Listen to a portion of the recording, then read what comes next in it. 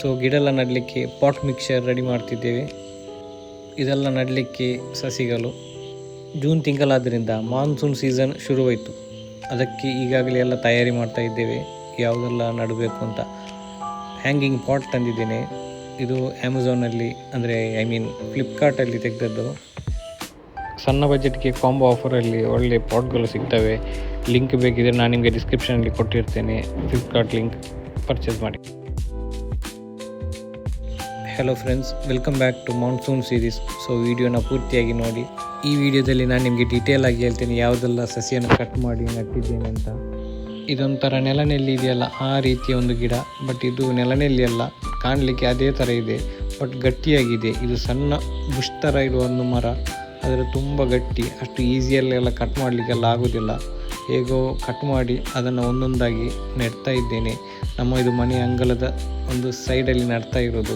ಈಗ ಮಳೆಗಾಲ ಅಲ್ವ, ಈಗ ನೆಟ್ಟರೆ ಸ್ಟಾರ್ಟಿಂಗಲ್ಲೇ ನೆಟ್ಟರೆ ಮತ್ತು ಏನು ಟೆನ್ಷನ್ ಇಲ್ಲ, ಅಂದರೆ ಸಾಯುವ ಒಂದು ಯಾವುದೇ ಒಂದು ಟೆನ್ಷನ್ ಇರುವುದಿಲ್ಲ. ಅದಕ್ಕೋಸ್ಕರ ಈಗಲೇ ನೆಡ್ತಾ ಇರೋದು. ಈ ಒಂದು ಪ್ಲ್ಯಾಂಟಿನ ಇನ್ನೊಂದು ಅಡ್ವಾಂಟೇಜ್ ಅಂದರೆ ಇದು ಬುಷಿಯಾಗಿ ಸುಂದರವಾಗಿ ಕಾಣ್ತದೆ. ಹತ್ತಿರ ನಟ್ಟು ಇದನ್ನು ಪ್ರೂನಿಂಗ್ ಎಲ್ಲ ಮಾಡಬೇಕು, ಅಂದರೆ ಕಟ್ ಮಾಡಬೇಕು. ಮೇಲೆ ನಾವು ಯಾವ ರೀತಿ ಡಿಸೈನ್ ಕೊಡ್ತೇವೆ ಅದೇ ರೀತಿಯಲ್ಲಿ ಇದು ಆಗ್ತದೆ. ರೌಂಡ್ ಶೇಪಲ್ಲಿ, ಬಾಲ್ ಶೇಪಲ್ಲಿ ಕೂಡ ನಾವು ಪ್ರೂನಿಂಗ್ ಮಾಡಲಿಕ್ಕೆ ಆಗ್ತದೆ. ಒಳ್ಳೆ ಸುಂದರವಾಗಿ ಕಾಣ್ತದೆ ಈ ಒಂದು ಗಿಡ. ನಾನು ನಡ್ತಿರುವ ಜಾಗದಲ್ಲಿ ಬೇರೆ ಎಲ್ಲ ಗಿಡ ಇತ್ತು, ಅದನ್ನೆಲ್ಲ ತೆಗೆದು ಇದನ್ನು ರಿಪ್ಲೇಸ್ ಮಾಡುವಂಥ ನನ್ನ ಪ್ಲ್ಯಾನ್ ಇದೆ. ಅದಕ್ಕೋಸ್ಕರ ನಾನು ಇದನ್ನು ಕಟ್ ಮಾಡ್ತಿದ್ದೀನಿ. ಮತ್ತು ಇನ್ನೂ ಕೆಲವು ಅದನ್ನು ಹೆಚ್ಚಿಗೆ ತಗೊಂಡು ಬಂದು ಕಟ್ ಮಾಡಿ ಇದನ್ನು ನಮ್ಮ ರಸ್ತೆ ಬದಿಯ ಸೈಡಲ್ಲಿ ಕಟ್ ಮಾಡಿ ನಡುವಂಥ ಒಂದು ಪ್ಲ್ಯಾನ್ ಇದೆ ನಂದು. ಯಾಕೆಂದರೆ ಆ ರಸ್ತೆ ಬದಿಯ ಸೈಡಲ್ಲಿ ಇದನ್ನು ನಟ್ಟು ತುಂಬ ಸುಂದರವಾಗಿ ಕಾಣ್ತದೆ.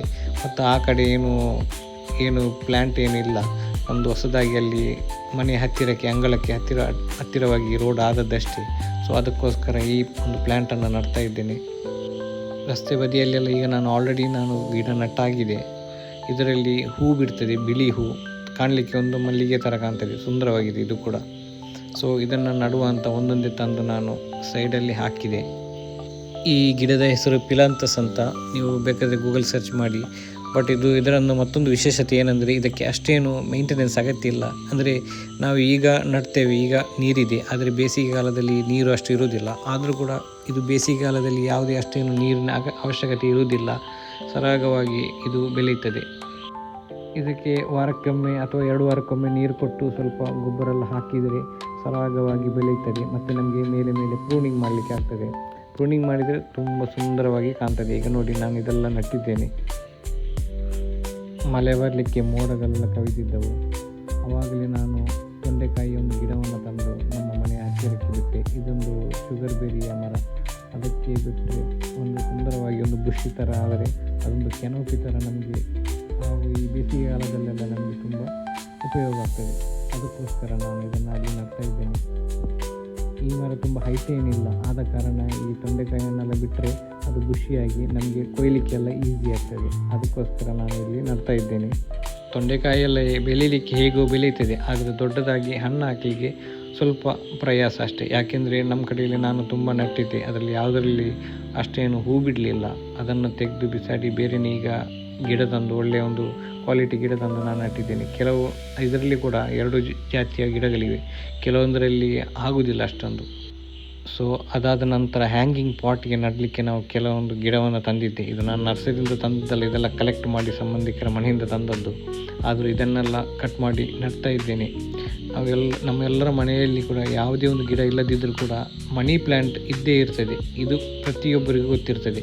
ಮತ್ತೊಂದು ಈ ಒಂದು ಪರ್ಪಲ್ ಕಲರ್ ಇದ್ದೊಂದು ಗಿಡ, ಇದು ಕೂಡ ಹ್ಯಾಂಗಿಂಗ್ ಪಾಟ್ಗೆ ನೆಡಲಿಕ್ಕೆ ತಂದದ್ದು. ಇದರಲ್ಲಿ 8 ವೆರೈಟಿಯ ಹ್ಯಾಂಗಿಂಗ್ ಪಾಟಲ್ಲಿ ನಡುವ ಬಳ್ಳಿ ಗಿಡಗಳಿವೆ. ಇದನ್ನೆಲ್ಲ ಒಂದು ಕಡೆ ಸೆಟ್ ಮಾಡಿಟ್ಟು ಪಾಟಿಂಗ್ ಮಾಡಲಿಕ್ಕೆ ಸ್ಟಾರ್ಟ್ ಮಾಡಿದೆ. ಹ್ಯಾಂಗಿಂಗ್ ಪಾಟ್ನ ಒಂದು ಅಡ್ವಾಂಟೇಜ್ ಏನಂದರೆ ಇದು ನೋಡಲಿಕ್ಕೆ ಕೂಡ ಸುಂದರವಾಗಿರ್ತದೆ, ಹಾಗೂ ಇದಕ್ಕೆ ಕೇರಿಂಗ್ ಹಾಗೂ ವಾಟರಿಂಗ್ ಮಾಡಲಿಕ್ಕೆಲ್ಲ ತುಂಬ ಈಸಿ. ಇಲ್ಲಿ ನಾನು 5 ಬೇರೆ ಬೇರೆ ರೀತಿಯ ಕಾಂಪೋಸ್ಟ್ಗಳನ್ನು ರೆಡಿ ಮಾಡಿ ಪಾಟಿಂಗ್ ಮಾಡಲಿಕ್ಕೆ ರೆಡಿ ಮಾಡಿದ್ದೆ.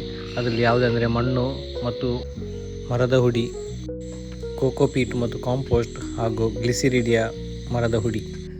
ಇದೆಲ್ಲ ಮಿಶ್ರಣವು ಸರಿಯಾಗಿದ್ದರೆ ನಮ್ಮ ಮಣ್ಣಿನ pH ಲೆವೆಲ್ ಕೂಡ ಸರಿಯಾಗಿರ್ತದೆ ಹಾಗೂ ಮಣ್ಣು ಫಲವತ್ತಾಗಿರ್ತದೆ. ನಾವು ಯಾವಾಗಲೂ ಒಂದು ತಿಳ್ಕೋಬೇಕು, ನಮ್ಮ ಮಣ್ಣು ಫಲವತ್ತಾಗಿದ್ದರೆ ಮಾತ್ರ ಬೆಳೆಗಳು ಯಾವುದೇ ಒಂದು ಬೆಳೆಯಾಗಲಿ ಹೂವಿನ ಗಿಡ ಆಗಲಿ ಅಥವಾ ತರಕಾರಿ ನಾವು ಯಾವುದೇ ಬೆಳೆಯನ್ನು ಬೆಳೆಯುವುದಾದರೆ ಮಣ್ಣು ಹೆಚ್ಚು ಫಲವತ್ತಾಗಿರಬೇಕು. ಅದರಲ್ಲಿ ಕೂಡ ಎಸ್ಪೆಷಲಿ ನಾವು ಪಾಟಿಂಗಲ್ಲಿ ನಡುವುದಾದರೆ ಅದು ಎಲ್ಲ ಕೂಡ ಇರಲೇಬೇಕು. ಒಮ್ಮೆ ಪಾಟಿಂಗ್ ಮಾಡಿದ ನಂತರ ಗಿಡವು ಅದು ಬೆಳೆಯಬೇಕು. ಅದು ಭೂಮಿಯ ಥರ ಅಲ್ಲ, ನಾವು ಅದು ಆರ್ಟಿಫಿಷಿಯಲ್ ಆಗಿ ಒಂದು ಪಾಟಲ್ಲಿಟ್ಟು ಅದರಲ್ಲಿ ಮಿಕ್ಸ್ ಮಾಡೋದು, ಅದಾದ ನಂತರ ಅದನ್ನು ಪಾಟಿಗೆ ಹಾಕುವಂಥದ್ದು. ಸೊ ಆದ ಕಾರಣ ಅದಕ್ಕೆಲ್ಲ ಮೇಂಟೈನ್ ಮಾಡಬೇಕು. ಇದರೊಟ್ಟಿಗೆ ರಸಗೊಬ್ಬರ ಅಂದರೆ ಯಾವುದಾದರೂ ಫರ್ಟಿಲೈಸರ್ ಇದ್ದರೆ ಅದು ಕೂಡ ನೀವು ಆ್ಯಡ್ ಮಾಡ್ಬೋದು. ನಾನು NPK ಫರ್ಟಿಲೈಸರನ್ನು ನಾನು ಇಲ್ಲಿ ಯೂಸ್ ಮಾಡ್ತಿದ್ದೇನೆ. ಗಿಡಗಳ ಬೆಳವಣಿಗೆ ಹೆಲ್ಪ್ ಆಗ್ತದೆ. ಸೊ ಹೆಚ್ಚೇನು ಆ್ಯಡ್ ಮಾಡುವ ಅವಶ್ಯಕತೆ ಇಲ್ಲ.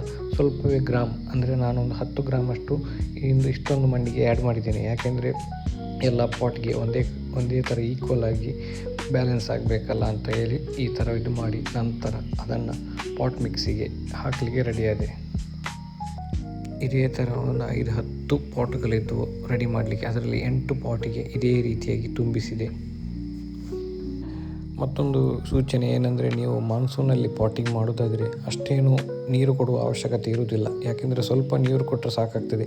ಮಣ್ಣಿನಲ್ಲಿ ಆಲ್ರೆಡಿ ಮಾಯ್ಶ್ಚರ್ ಇರ್ತದೆ ಮತ್ತು ಹೆಚ್ಚು ನೀರು ಕೊಟ್ಟು ನೀವು ಅದು ಗಿಡ ಸಾಯುವ ಚಾನ್ಸಸ್ ಇರುತ್ತದೆ ಹಾಗೂ ಗಿಡದ ಬೆಳವಣಿಗೆ ಕೂಡ ಆಗುವುದಿಲ್ಲ. ಸೊ ಎಲ್ಲ ಪಾಟಿಂಗ್ಗೆ ಮಿಕ್ಸರ್ ಹಾಕಿ ರೆಡಿ ಮಾಡಿ ನಂತರ ಪ್ಲ್ಯಾಂಟಿಂಗ್ ಮಾಡುವ ಈ ಒಂದು ಸ್ಟೆಪ್.